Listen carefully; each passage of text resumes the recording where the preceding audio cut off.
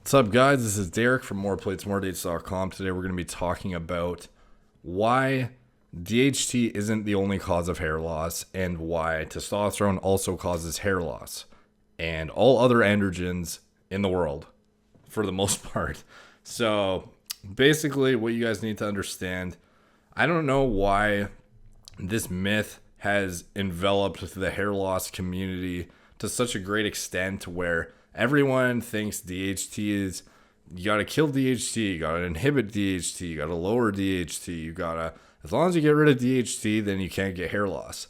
And this is so not the case. And there's even guys out there like Sam Robbins, doctor or whatever, the Dr. Sam Robbins, I think I'm saying his name right. I'm gonna do a video on his videos soon, reviewing them, talking about how increased testosterone is good for hair loss. And then there's guys talking about how high estrogen is what causes hair loss, like Christopher Walker, I think his name is. And all these guys just spewing complete garbage misinformation. And what you guys need to know, first of all, women have high estrogen and crash test. They have no test. It's not crash. They just don't produce very much at all. And you'll note any of them that have, PCMOS or PCOS? I forgot what the disease, if you can call it disease, whatever it is, where basically they create more androgens than the standard female. What's the side effect of that? They start experiencing male pattern baldness.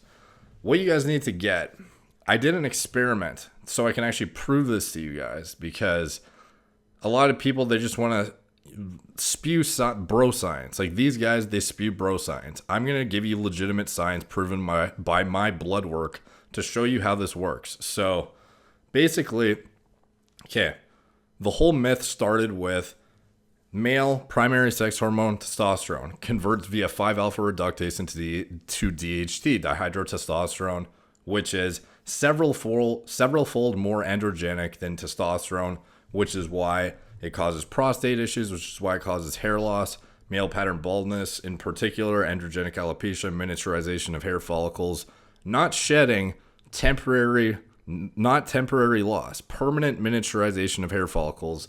That's androgen related. That's from, DHT is thought to be the cause of that. And this is why they prescribe guys with prostate issues, they prescribe them finasteride and dutasteride. That's like literally part of what the prescription purposes of those drugs are. And relevantly, androgens affect prostate. They also affect your hair. Most people know that. That's kind of rudimentary, like starter beginner knowledge. Everyone thinks, okay, well, as long as I get rid of the DHT, if I lower it or I inhibit it topically, then I prevent hair loss. And that's kind of like the end of the story. And then everyone starts to look into, oh, well, how do I increase circulation? Because obviously DHT isn't the whole story. And what vitamins do I rub on topically to induce growth and such? Okay. If you actually look at it from a logical perspective, so DHT, the reason it's said to miniaturize hair follicles is because it's several fold more androgenic than testosterone, correct? So when you inhibit the conversion to DHT via inhibiting 5-alpha reductase with a finasteride or dutasteride, what happens to the test? The testosterone is now not converting to DHT as much. So now you actually have increased testosterone levels. And even if it was converting to DHT, you'd still have testosterone circulating in your system, correct? Look at the composition of testosterone. Is this not also an anabolic androgenic steroid? It is. It's an AAS. That means it still has an ability to affect androgen-related affected tissues. So if you look at the selectivity of prostate to muscle in studies, you'll find it's about 2-to-1 for selectivity of muscle tissue to prostate. So what can you extrapolate from that data? You can extrapolate the fact that it's not highly selective, so it has androgenic effects at a therapeutic dose for humans, which is like the amount you naturally produce. So the testosterone circulating in your system does affect your hair to the same extent as DHT, not even close, but it still does. So if you're a highly sensitive individual with a high affinity to miniaturize via androgens, you can expect that despite being on dutasteride or anything that systemically lowers DHT, I was about to say RU, but that's not relevant in this example. Anything that systemically lowers DHT or blocks like expression of DHT via receptors or whatever, you still have all this unaccounted for testosterone circulating in your system, which has an androgenic effect on your body. This is why any girl who takes any sort of steroid whatsoever that doesn't have a very, very, very low androgen rating, they experience masculinization, because these things affect your entire body on a systemic level via androgen side effects. So this is what I did. This was my experiment. Basically, most of you guys know I'm on TRT, testosterone replacement therapy. My dose is 150 milligrams per week. This puts me at high normal, borderline super physiological levels. So this amount would normally make me lose my hair. It would make me progress my androgenic alopecia.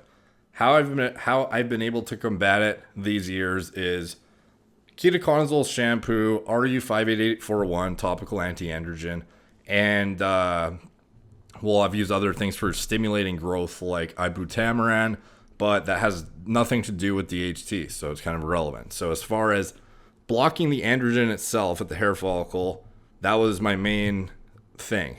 But I've known you guys need to put it into the perspective of, we're looking at all androgens when it comes to hair loss prevention, not just DHT.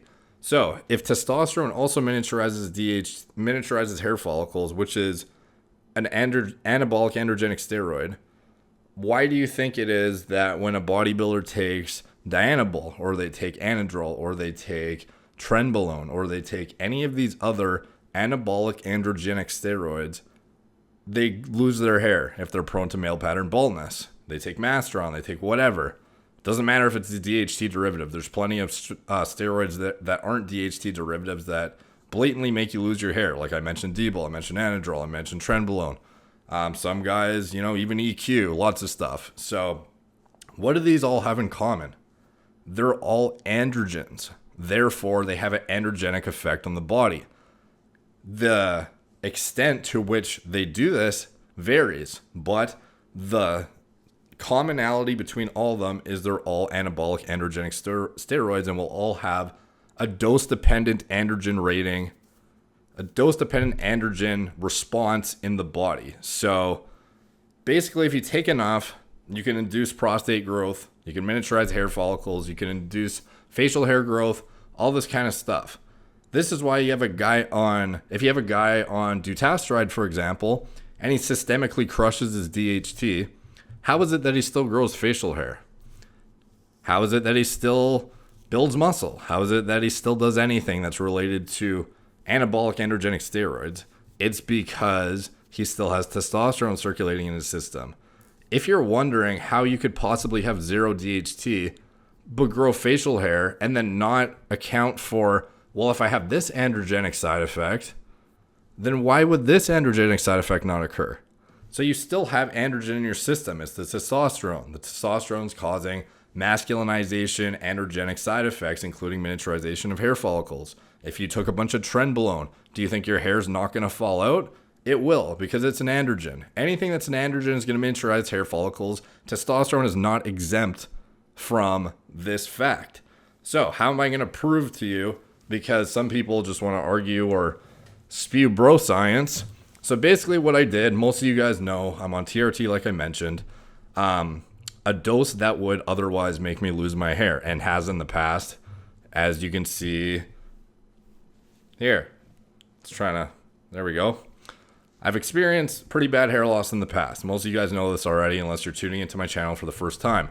So basically, how was I going to prove this? Because in studies, everything is done with, they either will isolate DHT and use that as like a reference in the study, or they'll use testosterone propionate or something else, to another ester of test. But a lot of people would argue, okay, well, these studies that are showing selectivity of testosterone for muscle tissue to prostate and showing androgenic effects and blah, blah, blah, it converts via 5-alpha reductase to DHT. So any study showing the effect of testosterone on hair loss is irrelevant because it's the DHT doing it.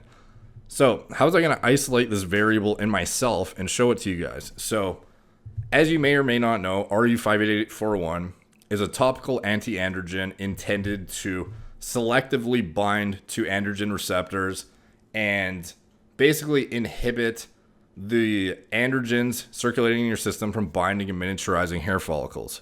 The whole point of it is to essentially block androgens from binding and having that miniaturizing effect. But because it's local and topical, and ideally you would have no like open wounds or like have any kind of like accessibility to a systemic response. And in the studies, it's shown to, at least in the clinical studies, it's shown to have no effect on a systemic level. But there's definitely guys out there that have some systemic effects from it, whether that be like skin permeability or whatever. It can have systemic effects if it gets into the bloodstream. But for me, for example, I have no systemic effects from it. So it's always been my candidate of choice when it comes to inhibiting androgens up here. And fortunately, because it binds to the receptor and blocks all androgens from binding, it's been able to combat DHT and testosterone to a great extent. So how am I going to isolate the testosterone to show you guys? So basically what I did was I started dutasteride, 0.5 milligrams per day. What's dutasteride do? It inhibits almost all of your DHT. My first part of this experiment was actually meant to see how much dutasteride could actually inhibit testosterone to DHT conversion, because everyone knows, dutasteride can inhibit 90 to 99% of your DHT, dose-dependent, genetic response related, of course. But what I wanted to see personally, it's not like there's a study on this, so I had to experiment myself, is somebody who's using an exogenous source of test to reach a super physiological level, would dutasteride still inhibit the 5-AR to the same extent as somebody who's a natural athlete who is just operating with their own endogenous production of testosterone? So let's just say, for me, I pushed my TRT up to 200 milligrams per week temporarily. I knew this would push me into the super physiological range, getting my total test closer to about 2,000 nanograms per deciliter, which is no natural person can achieve a testosterone level this high. I also know this dose would make me shed. That's just that I have a very, very tightly regulated threshold that I know I can't really cross without progressing my androgenic alopecia. So basically the experiment was, the first part of the experiment was to see if I push my test up, like way up past what any of these studies would be looking at, would the 5-alpha reductase enzyme still be inhibited to the same extent as the drug claims it is, even in the presence of a super physiological amount of tests trying to push its way through that 5-AR into DHT. So basically I paid about $200 to get this blood test done, because obviously it's not really something you can just go tell. It's a funny story, actually. When I went to go ask my doctor if I could get my DHT tested to see if the dutasteride was working properly, he told me to check my testosterone levels, because he said that finasteride and dutasteride lower testosterone, which we all know is not the case. If you go look at the Merck official brochure, it shows that finasteride increases testosterone and estrogen by 15%. But it's just another funny example of doctors trying to tell me incorrect information. So basically the reference range for a natural, keep in mind, a natural athlete, well, not athlete even, just male, for dihydrotestosterone, this is somebody who has a normal testosterone level and how much DHT they would have without taking anything. The natural range is 16 to 79 nanograms per deciliter. So obviously you would expect, if you were on a super physiological dose of exogenous testosterone, your DHT would probably be in the hundreds for sure. So unless you have some sort of enzyme abnormality or genetic defect at the 5-alpha reductase enzyme or something like that, but I do not. And I took 0.5 milligrams of dutasteride and on a blatantly super physiological dose of testosterone, and I got my blood done. The results came back, took about 4 weeks because I guess this is not a very common test. So they had to send it to another country to get tested. The results came back. My dihydrotestosterone was not even readable on the blood work. It was under 5 nanograms per deciliter. And when you put under, like they have like an abnormal under, it's like it can't even be read. Like that's the bottom of where they'll even read it. You know what I mean? So it's less than this. The number won't even show because it's so low. It is less than whatever their bottom that they will detect up to. Their detection limit is 5. So my levels are somewhere under 5 nanograms per deciliter. So this is like castration levels. This is like somebody who would not be able to shed via or have any miniaturization from DHT because there's simply no DHT circulating in their system. So what did I do via taking the dutasteride to do this? I dropped my DHT to literally nothing. I literally crashed it into nothingness. But what's dutasteride do? It increases the amount of free testosterone circulating in your system, but it doesn't really matter. I have a super physiological amount in my system. We already know that. It's been established. Now, RU would otherwise topically inhibit those androgens from binding and miniaturizing. So how was I going to prove that the only androgen circulating in my system at this point, DHT is totally out of the equation. There's 0 DHT in my system. What did I have? I had a bunch of tests, like probably close to 2,000 nanograms of test. Now, how am I going to assess if I'm shedding or not when I'm still using RU? I dropped the RU. RU has a very short half-life. It's in and out of your system very quickly. It doesn't matter, though, because I did this experiment for several weeks to make sure there was no discrepancy in my findings. So got rid of the RU. So now I'm just operating with 200 milligrams of testosterone, TRT, and my dutasteride, 0.5 milligrams. I have 0 DHT. All I have is a super physiological amount of testosterone in my system now and no topical protection. So anything that happens from this point onward is based entirely on whatever can happen at an androgen level or androgen side effects related to the testosterone only. What happened? My shedding started again. About 50 hairs a day, closer to 100 hairs a day after a couple weeks actually. And when everything is aligned for me, I literally lose like 5 to 10 hairs a shower max. And I went up to, with no protection from the testosterone, I went up to 100 hairs in the shower. I haven't had that for like a year at least. I literally have a hair catcher that I look at meticulously, and I know exactly what's going on at this point when it comes to my body. And obviously I look at my blood work so I can see exactly what's going on a systemic level as well. So what did I prove via this entire endeavor? It's that testosterone, I shouldn't have even had to prove this because anyone who knows how androgens work in the first place would know. Shove yourself with a bunch of trenbolone, you're going to lose your hair. Why? Because it's androgenic.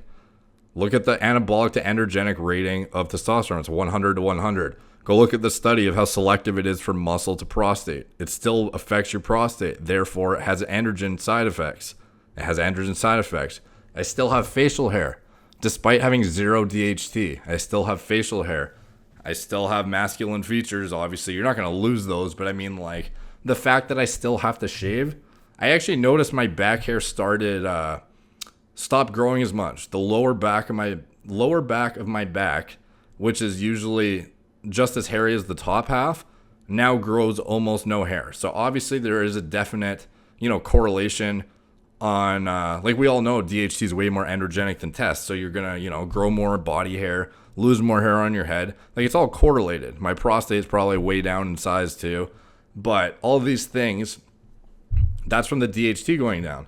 But I'm still having androgen side effects in my system from the testosterone. Otherwise, I would have no facial hair whatsoever. I would have no back hair whatsoever. I would have no hair on my chest. I would have no hair anywhere. And Yeah, it's just like that's it. That's it. Testosterone also causes hair loss, androgenic alopecia, male pattern baldness. It also miniaturizes hair follicles. So you also have to account for this when you are doing your hair loss prevention regimen.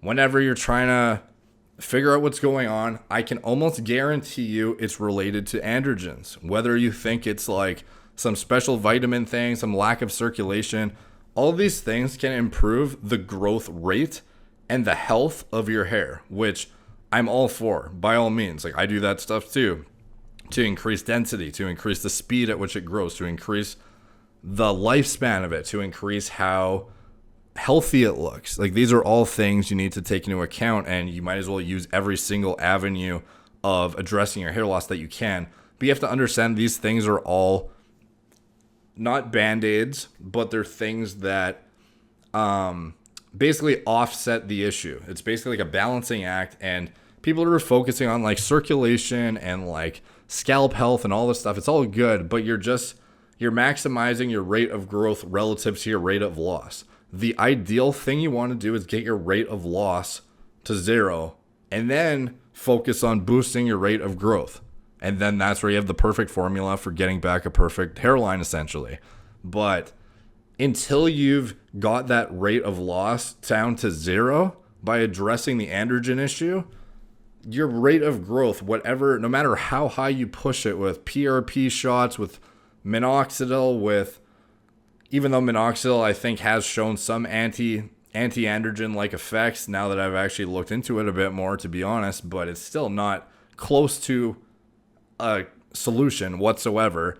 But I still view it as a growth stimulator. Things like derma rolling, things like, topical stimulators, ibutamoran, all these things, that's all gonna it's just your rate of growth relative to your rate of loss. If your rate of growth is better than your rate of loss, it's going to equate to greater density. But if you still have that rate of loss up here and your rate of growth is like good, but it's just like, it's a balancing act, and you're still just like fighting. It's like an uphill battle, It's like trying to like canoe like upstream against the current. Like, you want to get the current to completely calm and then go up the stream. That's kind of my view on it, because otherwise you're just fighting uphill the entire time, and you may never get past it. You may lose ground. You may eventually you're going to lose ground, because if you're actually sensitive and have an affinity to miniaturize, you can only offset loss for so long. This is why guys on minoxidil, for the most part, they can hold up pretty well for like a decent amount of time, unless they're very, very prone to loss. But eventually it kind of hits a sticking point where it's all caught up with them. And this is their minoxidil dependent hairs not being able to keep up with the DHT affected hairs being dropped, because those minoxidil dependent hairs are essentially DHT resistant for the most part, from what I understand. But you can only grow so many of those. You can only grow those so healthy and so long. And you can't grow a full head of hair of new dependent minoxidil hair from just the minoxidil. You still have all this hair that's affected by DHT that you want to try and save. You can't just offset it and make it to 80 years old with a perfect hairline. Like, it's not going to happen. The only way you can do that is by addressing androgens as a whole. The research is out there. It's not very accessible, and it kind of involves some learning, but basically you need to control the androgens. Like, there's things you can do, and there's ways to do it. And I've been looking at a lot of studies lately, and this blood work was really revealing, because it's what I suspected all along. These guys on the internet that are talking about, high testosterone is good and the DHT is just the bad thing, or like high estrogen is bad. It's like, no, these guys are just trying to sell a product, or they just don't know what they're talking about. Because at the end of the day, those are totally irrelevant. Estrogen is arguably good for hair growth, and testosterone is going to miniaturize your hair follicles. Anything aside from androgens, if you have a nutritional deficiency, if you have a hormonal imbalance, if you have some sort of systemic reaction or an allergen, or you have some autoimmune reaction, these things are all shedding. Temporary shedding is not androgenic alopecia. If you have a biotin deficiency, it's not androgenic alopecia, permanent loss. Once you replenish and fix that deficiency, everything comes back. You get chemo treatment, you lose your hair. That's not permanent loss. That's drug-induced temporary shedding. Things that are androgenic alopecia, it's literally called androgenic alopecia. It's not called DHT alopecia. Like, that should have been the first clue for most guys. So, anyways, a lot more videos to come on this subject because I'm just getting back into YouTube and I've got a ton of content for you guys, and I'm going to explain this start to finish, exactly what you need to know for real when it comes to hair loss, and not garbage BS information driven by either product sales or just somebody who doesn't know how to read studies correctly. So, or doesn't experience hair loss themselves and is trying to extrapolate data from who knows what, but not clearly not via definitive blood work or personal experience. So anyways, thank you guys for watching. Please like, subscribe, check out my blog, moreplatesmoredates.com. Talk to you guys soon.